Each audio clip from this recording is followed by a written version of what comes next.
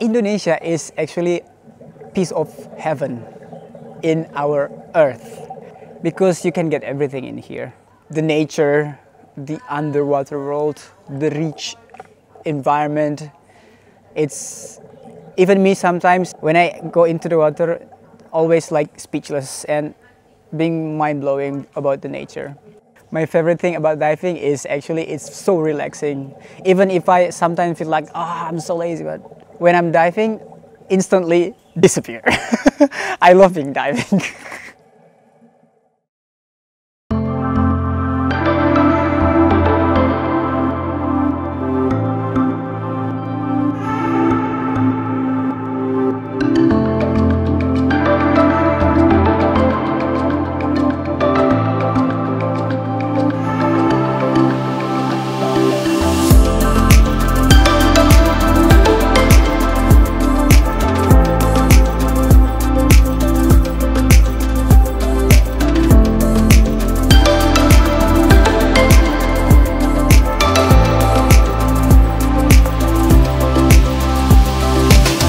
Gili Shark Conservation is an amazing organisation. So there are 4 key areas that we focus on. We focus on shark conservation, and we're hoping to set up our very own recognised shark nursery here in Indonesia, which would be the very first in the country. We also do something very similar with our sea turtles, and we have over 400 sea turtles in our database. And we identify them using photos as well and track their movements around the island. Our participants also do 2 PADI courses, so they do our very own Padi Scientific Diver course that can only be done at Gili Shark Conservation. And the second speciality that you do is the Padi Shark Aware course, which is fantastic. We also do a bunch of reef surveys with loads and loads of different methods, reeling out transects, using quadrats, taking photos.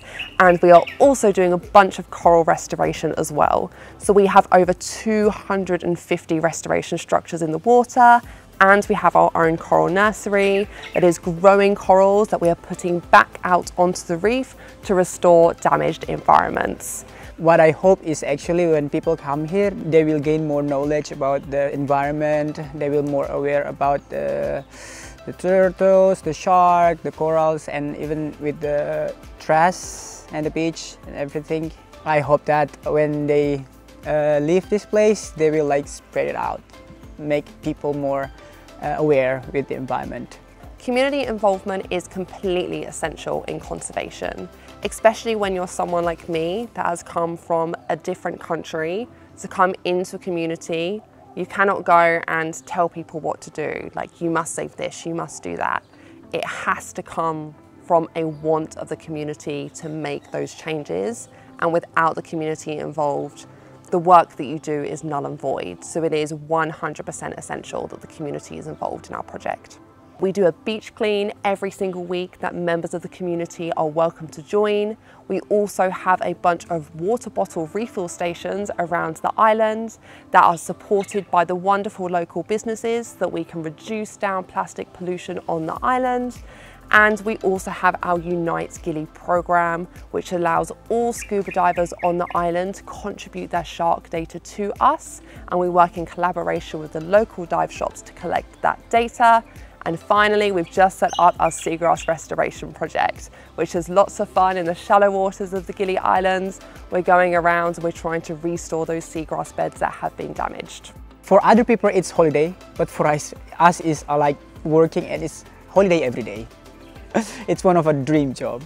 I'm here as a research assistant and also taking care of some of the social media. I'm part of the environment. If I want to live longer and in a healthy environment, and I would like to keep it like that, so my son or maybe my grandson and our next generation could have that lovely environment.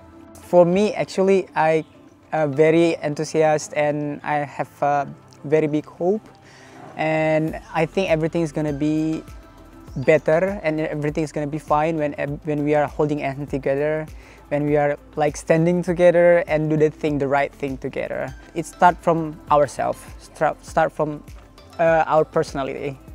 There's so many different things that are happening, and I think that sometimes it can seem a bit doom and gloom, like nothing is going to happen when we can't do anything. But I think the most important thing to remember is that collectively together, we can have a positive impact. It is not too late. There are still coral reefs that are thriving worldwide, and if we put protections in place to restore these areas and to manage them properly, to stop overfishing, to have those marine protected areas, there is so much hope that we can restore the environment in combination with some of the epic science that is going on in labs worldwide, looking at building the resilience of corals to these worldwide threats as well.